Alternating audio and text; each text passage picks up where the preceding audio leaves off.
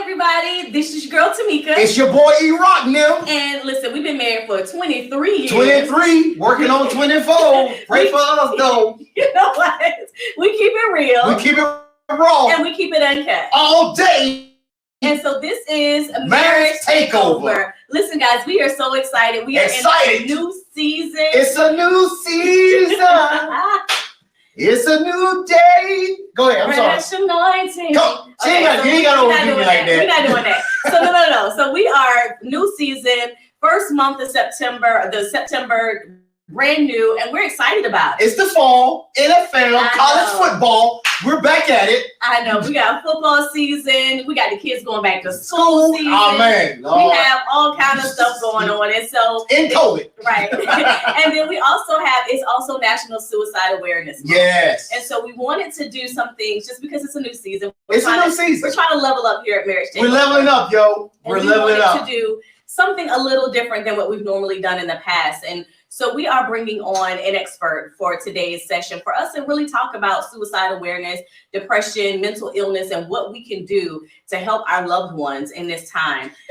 And also being able to see what those signs are, because we recognize that going through COVID, that there was so much that was going on that, COVID kind of exposed that was going on within marriages, and it was just like a shock to us. Marriages, families, and it's like pretty much a whole nine. And it's like because you had the loss of loved ones, and then it was so much that the family and marriages kind of took on something new and didn't know how to handle it. And so as me and wife was sitting back and looking like, wow,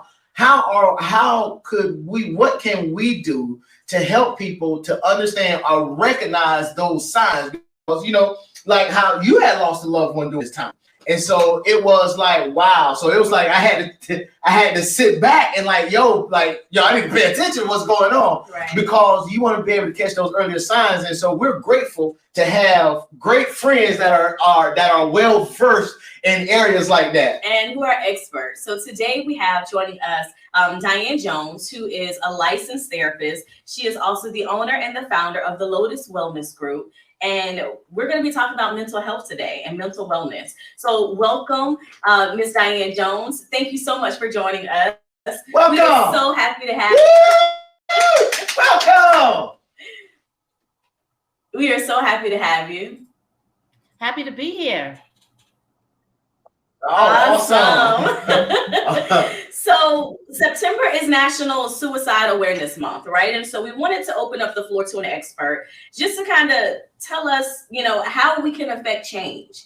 There was so much that took place, like Eric mentioned last year with the pandemic, and we really still are in a pandemic. And although we were in a pandemic last year and many lives were lost, there were still, due to, COVID-19 and the coronavirus, there were still 44,834 suicides. And I was like taken aback by that because we lost so many people just from the coronavirus and the pandemic. Right. So on top of that, we still lost 44,834 people due to suicide. So, what should we know about suicide and mental health? Like, what should we know so that we can be aware of signs? I think first of all, your opening is great. I love the energy. I was so excited just watching. So the thing is, I think you all hit it on the nose though. COVID has been the perfect storm to bring up for people with mental illness because it has all the elements. That's the isolation. It has the sitting with yourself, like you said, where you didn't have to before. You had work as a distraction, but now you're sitting with yourself or your loved ones or wherever the issue is. And so it all you had no choice but to deal with whatever was going on that you had been running from. So COVID has been the perfect storm for that. Wow. According to the national suicide people, like every 11 minutes, somebody is taking their lives by suicide.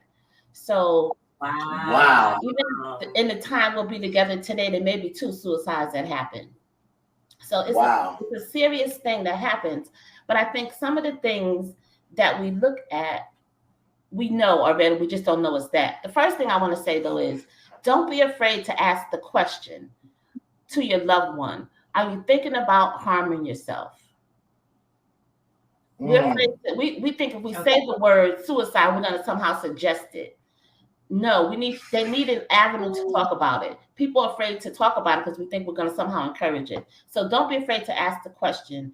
If you start seeing changes in someone's patterns, someone who has become more and more increasingly isolated, they have a sadness that they can't shake, that's been going on for more than a couple of weeks.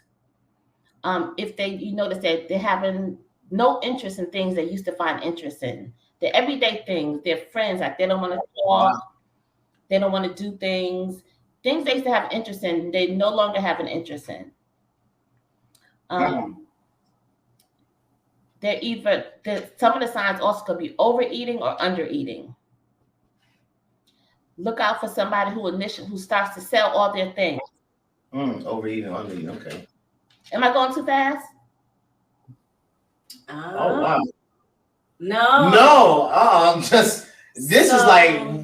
I would have never thought about looking for somebody who's looking to sell all their things, because I guess if they're selling all their things, they're really like giving away, right? Giving up on life. No, I mean, it's just like now it's causing me to look at it different, because I'm like, oh, maybe you're just trying to make room, you know what I mean? But not like, oh wow, that's funny. They get ready to take a trip. Wow. They get ready to take a trip, and so they could be, and watch it closely if it's right after a period of sadness. So all of a sudden you're sad for weeks, and now you're upselling everything, getting rid of everything, because you've already decided, now I'm gonna take my life, and so I don't need any of these things anymore. And so be careful for that. If there's no other reason, like you're not moving, nothing's changing in your life, all of a sudden you don't need any of your stuff, that might be something to look at further. Okay. Oh wow. Now I saw this weekend, I was reading something that was so alarming that I never thought about before. Of those suicides, I'm gonna need you to put that on me. I'm trying. Okay. So I read something this weekend that was so alarming that I never thought of before. That all the time. I'm always in trouble.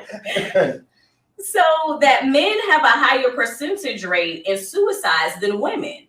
And I never knew that before. So what should we look for in our spouses, particularly our husbands, or even our children, and not just even our loved ones? Because I know that men sometimes, especially in the marriage, they carry, the weight of the world on their shoulders. They have the family, they have the bills, they have, all these different things that they're racking and stacking on their shoulders. So as a wife, number one, and don't nobody hear or understand our cry. Yeah. And sometimes we isolate ourselves. But sometimes the men, sometimes the men don't want to even be vulnerable enough, because they feel like they have to hold up this facade of I am man, hear me roar. But that's not always the case, because sometimes the wife don't create that environment.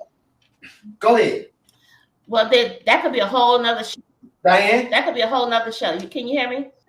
Yeah. Oh yeah. Oh yeah. But I think a couple of things. As a society, we have failed miserably in teaching young boys how to attach words with their feelings, and so they become then men who don't have words for their feelings. And so yes, Eric, they may be crying, but they're crying in the dark, and nobody sees, right? And so nobody can see. Nobody sees it, and we don't know it. And so we haven't, as a society, created a space for it to be okay for a man to cry or even talk about his feelings. And if he wants to talk about it, he doesn't have the words. Before, when you all maybe were dating, because I know it doesn't happen now, when you're in a relationship with somebody, you have a conflict, and the woman is there ready to talk, let's talk it through, and the guy was like, give me a minute, I'm going to get back to you in a couple of days. What? I want to argue now. They don't have the words yet. Right? They have to go figure out, get their words together. So one, they have not been equipped with the words, and two, I think Eric hit it on the nose too, is that they carry the weight of the world, right? Even just with expectations that men have. Look at the list that you just ran off, and who do they talk to? So there's some men's groups that allow that space, but not enough. And so men definitely are higher at suicide rates because of that. Nowhere to go, nowhere to turn to. And the other key thing I wanted to say in the beginning is that when someone gets to suicide as an option, it's not because they want to die. It's because they don't see another way out. It's a way to stop the pain, not to die. People don't usually want to die. They just want the pain to stop. And so they see that as an option, along with other things. Not necessarily looking forward to want to die. They don't usually want to die. Just want the pain to stop. Wow. I never thought about that before. Wow. Wow. So do you have room on your calendar? So how can we help? Like, I know during the pandemic, so I'm a 9/11 survivor. I was actually in the Pentagon during 9/11. And I realized after being in the Pentagon and after the whole ordeal took place, I realized that something about me mentally was changing, but I didn't know what was changing, how it was changing, or even what to do about the change, just because I grew up in a culture where, you know, you keep moving. Whatever happens, whatever goes on, you keep moving. You don't slow down, because if you slow down, you stop working, bills don't get paid. So for me, there's something different, but I have to keep moving. So that was last year during the pandemic, was I think the worst of the worst that I had ever experienced. Because like you mentioned, the isolation and, you know, you're by yourself, and my family was amazing, but mentally I had these things going on. And then there was also the racial, you know, social environment taking place, and we didn't know if it was about to be the apocalypse or no, what was the purge, or we didn't know what was going on. So I think the anxiety with that, with the anxiety with all of that, I was trying to process it and didn't know how to process that. And I knew that I had PTSD myself, and I had just about all the signs. And I think Eric knew that I had it before I even knew. She didn't want to receive it, so I didn't want to call it on. And I didn't want to say or even see a specialist. It took me 20 years, Diane, to see a specialist, to even be diagnosed with PTSD, because I didn't want the negative connotation, the stigma that came with it. But later, I got to a point during the pandemic that I said, I need help. And a lot of people may not get to that point. So how do we help those who really need the help, but they don't know how to get the help, or they don't know how to cry out? I think you hit on several great points. And one is we have to get rid of this stigma in our community about mental health and what it means to see somebody.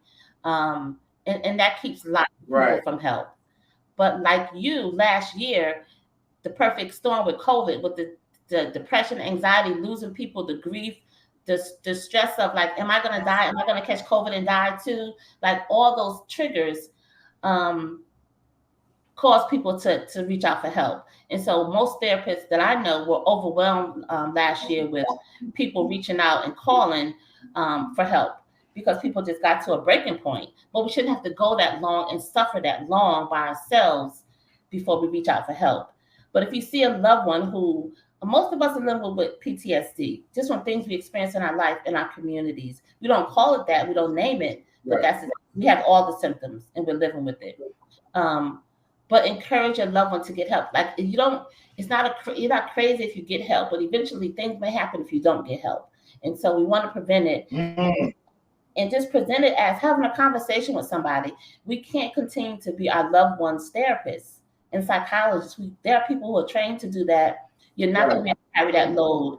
It's not something you're trained to do. So you really want to send people. If something is hurting, you go to the doctor.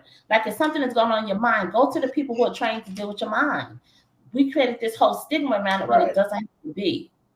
Right? And so, but finding somebody that looks like you is important. And somebody you can relate with is important. And so encourage people to get help, seek out sources. There's lots of sources now. There's some were just created since last year, since COVID, because of the onslaught of people who are reaching out for help. And I was so glad there was so many young people in their 20s, early 20s, reaching out for help, because it's like, I cannot deal with this anxiety.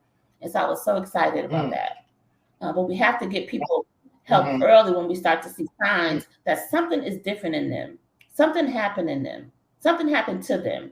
And they may not have dealt with it before, but you'll see the signs, but you have to pay attention to the signs too. And want to have those conversations. A lot of times they don't ask the question because we don't want to have the hard conversations either, right? Or we don't feel equipped that we can handle the conversation, but you can. And if you can't, take it as far as you can take it, but start the conversation and then say, I think you need to talk. Let's get you to talk to somebody else. I think there's somebody else who can help you better than I can. I don't have the tools to help you. Because a lot of people didn't make it last year in their marriages because they didn't have the tools to communicate. Because they didn't have to. They were going to work, they were passing the night. So just that little bit of time after work and going to bed, they could handle that conversation. But we home all day together, 8 hours now working. We didn't have the tools to communicate. Right. So a lot of people didn't make it out of last year as far as marriages go. They didn't make it. Wow. That's true though. Because Right. There's a lot of divorces. A lot of divorce. It was so bad. We saw that attorneys were doing essays to give out free divorces in New York or in Connecticut. Like it was, I was like, what is going on? It was so bad. And it's a sad state of we affairs. tried to, from our form of different solutions and different things. Yes. Yep. Yes, it really is. Now, what can we notice? Because I know that depression and with our spouses, that's one of the leading causes of, suicide or even just that change. So as we are now saying that we can ask the question, right? Just have a conversation. What are some of the ways when we're ready to reach out? How do you find a good therapist?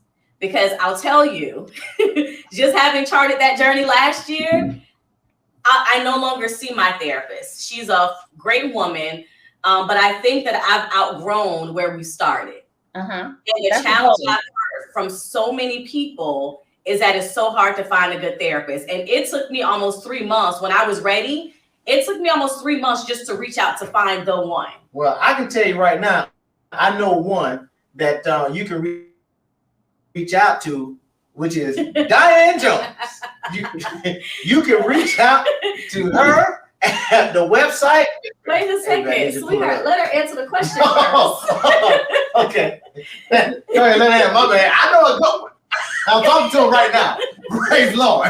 If you're looking for somebody to do your marketing.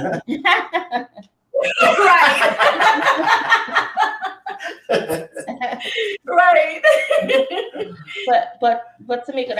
So what are some? That's a good question. The one too about it's very hard to find a good therapist because you're looking for a relationship, you're looking for a connection. You're going to be the most vulnerable with this person that you're going to tell things to that you don't tell anybody else, or you haven't told anybody else. They're going to see all the parts of you that we hide or cover up or dress up. So making that connection with somebody, you got to test some people out. You got to spend some time talking, seeing if this is a good fit for you. One sign I want people to know, though, that this is not the right fit for you. If you feel like this is somebody you cannot tell them the truth to. If you feel embarrassed, like you can't tell them the truth, change therapy. Because you should not care what your therapist thinks about you. Right? You shouldn't. You should not care what your therapist thinks. So that is so good. Wow. And it lets me know that I made the right decision. Yes. Because that's so good. Wow. You have to feel that. About what your therapist thinks. You cannot, because then you're not going to be honest. Then what's the point of the exchange if you can't be honest? You're not going to get the help. You're not going to get the help you need. You're not going to get the help you need. There's a couple of sites that I can give you, people that they can go to, cliniciansofcolor.com, therapyforblackgirls.com, Psychology Today, and I can give you some more. But those are a couple. Those are my go-tos. And we'll put them in the show notes as well. Yeah. For viewers as well. But it's not easy, and we should. You will see that in the show notes. Wow. You should take your time finding a therapist and doing that search because it's a relationship that you want to be able to be honest with. It's just like finding a partner that you want to make sure it's the right fit. And just not assume because they're a therapist and they've done some work in trauma, that's going to be a fit for you. And is this person, can they relate to the culture that you grew up in? Can they relate to you, period? And so that's important. And everybody who has the same skin color to you doesn't mean they relate or have the same experiences either. Because you that's true. Wow. That's true. So you really want to. I'll tell you. Wow. I knew when I picked the right one because I'm trying to tell you, I knew when I picked the right one. Y'all want to know who my therapist is? There she is.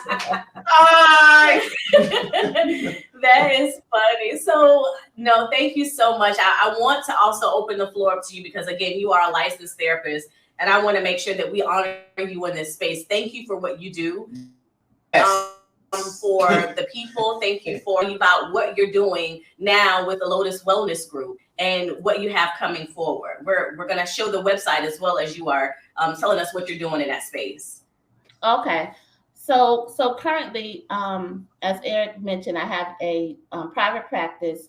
I recently hired someone to do individual sessions. But I will tell you, since last year, because I got so overwhelmed with so many people and my own stress and anxiety of sitting in the trauma of COVID, that I just was no longer to take anybody else. I'm full. So I'm not taking anybody else right now for individual sessions. However, what I am moving towards those doing some empowerment groups.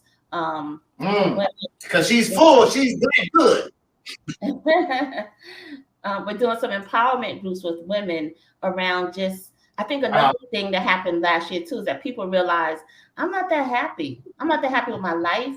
Like I have no joy in my life. Right. Like all those things came forward, like that we just kept moving every day. Like Tamika said, like as African American women, we've been taught we don't have the luxury of a nervous breakdown. You got to keep going. Like the kids need to be fed. Somebody got to get the business. Like you got to keep making money. So we don't have, our mindset is that we don't have time for a breakdown.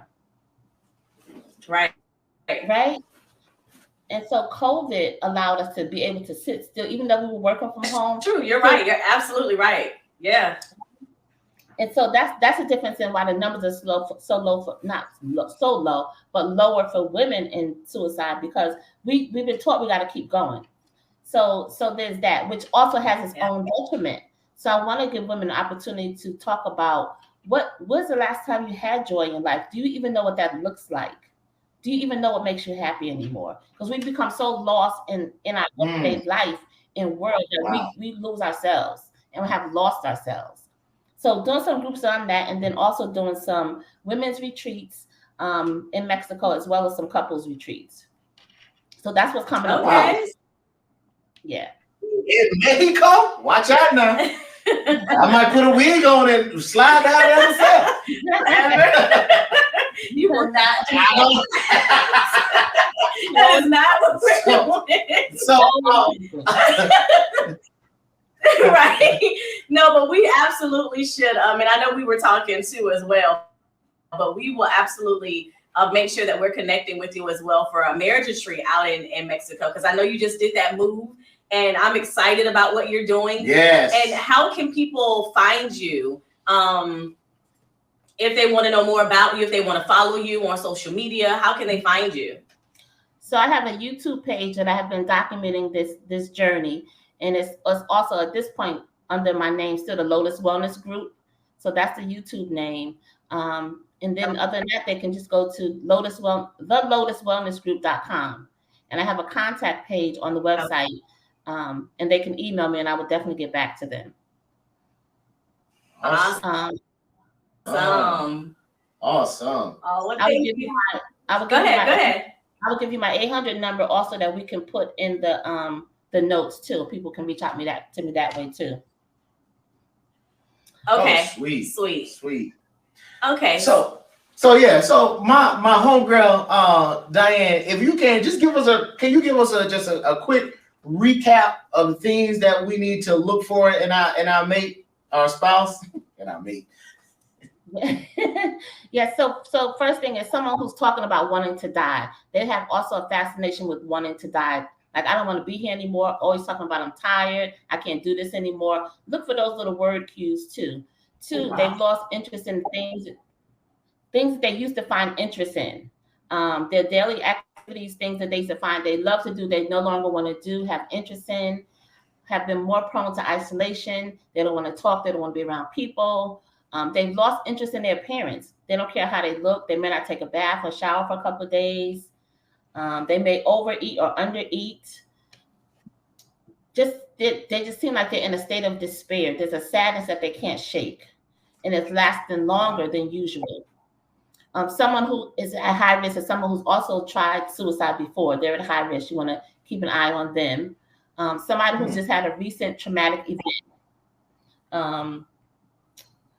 And someone who starts making preparations like they're going on a trip and you know they're not going anywhere. They start selling their things. They start getting rid of everything. Just no longer have any use for any earthly goods. So stop paying attention to some of those things. And also someone who's showing some harmful behavior. They become real reckless all of a sudden in their life. taking risks. Look out for that. So that's a quick recap. As you were sitting here recapping, what was that, June, July? Yeah, because I think we had a big misunderstanding, I want to say. We had an argument. And I jumped on my motorcycle. I hit, and I know I hit by 200, and I didn't care what would happen. I thought to myself as I was getting it, I thought to myself, okay, my insurance is paid up. Because I'm not going to take myself out, if you will. Mm-hmm. It's gonna have to be done by way of accidents. And it was, it was reckless. It was reckless. It was because granted, don't get me wrong. Have I done that? Have I went that fast on my bike before? I have, but it was more in a controlled environment versus what I did. Versus you being angry. It was more of because my mind wasn't clear. Because normally when you get on a motorcycle, it's in the class. Your mind needs to be clear. My mind was clear. When I tell you, when I say I was, it didn't matter. It exactly matter for a car pulled out in front of me. It was like the environment for me to express myself wasn't there.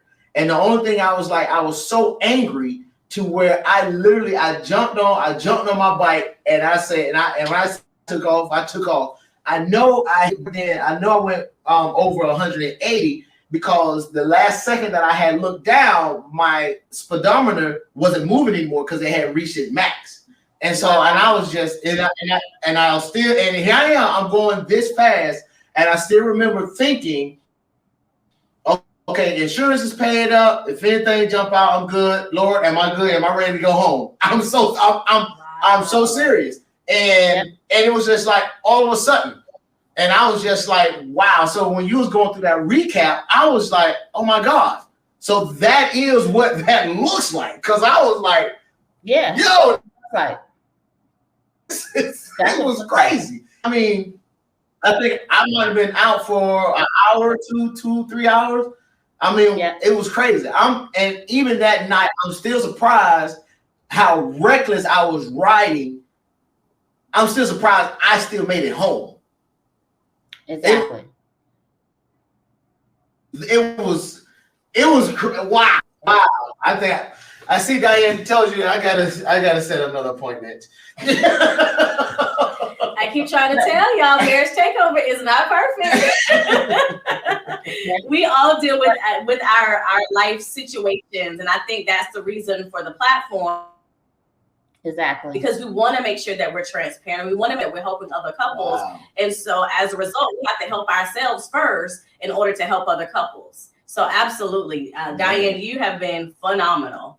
Thank you so much. Thank you so much. Thank you all for having this platform. Ever since I do. Thank you. Thank you. Yes, no problem at all. You are always welcome. Always. You ever want, to come on and send something to the people, and it will also make sure that your YouTube and your website are also in the show notes so people know how to reach out to you. Yes. So again, thank you so much. We absolutely appreciate you, and we want to honor your, because I know we did say that we were going to be here for a little bit of time, but we will be back in contact with you. Most definitely. Have you back on the show in the future because we really do appreciate your expertise. Man, this is important. Oh my God. Yeah, I didn't set my appointment. I took the last spot, so y'all gonna have to wait till the room and come around. But Tamika, one thing I want to say is that the beauty of what you all are doing is you don't have to fix yourselves first. While you're going, what you're going through, people are also learning from you and how you're working with it. So it's not a fix first thing; it's a constant. And so you're in this position because people need to see you doing it in process. So you're right where you need to be. You're right where you need to be, and I really appreciate you all for the work you're doing. Oh, thank you. Thank you so much. Yeah, that is so encouraging. Thank you so much. Thank you so much. You're welcome. Awesome. So we thank you again one more time. Hey, this is our great friend that is so awesome in what she do. Diane Jones. Please look her up, www.thelotuswellnessgroup.com. All of the information is on there. The number, contact us, see what she found her on YouTube. Yes. You know, because when I say for me personally is that when I say she's a good one, she's a good one. I know, not a good one. She's a great one. So, Yes. I mean, God has really blessed her with her skill set to help you. Because just like you heard her say, you know, during COVID, it was like so many was coming. So she knew in order to give you the best, you know what I'm saying, she still had to make sure, okay, all right, for one-on-ones, we're good now. We're overwhelming. But for someone to still, that lets you know they're not looking at what's coming in, but how are you being transformed and dealing with your mental state. And that's why I love her so much, because she's great at what she do. So I enjoy so much for this time. We thank you for setting aside this time to come and be with us, and you know, and to also, you know, and helping us to help marriages and let them know that, you know, this is real. You know, forget about what they said in the days of old, and like, yo, if you need help mentally, go. You have, just as you have your kneecap, your high blood pressure, your diabetes, you have doctors, licensed therapists that can help you also with your mind, with your mind health. And so we're so grateful for you coming on, especially in this month with it being a Suicide Awareness Month. So this has been phenomenal. It's just, I'm so much, I'm just like, whoa, now I'm looking at everybody now. What you doing? I gotta look at myself. Hey, you better not talk about that bike doing that no more. But thank you so much. You're welcome. Thank you. Thank you. And so don't be afraid to ask the question or to have the conversation. Yes. This is Marriage Takeover. I'm the girl and Marriage Takeover.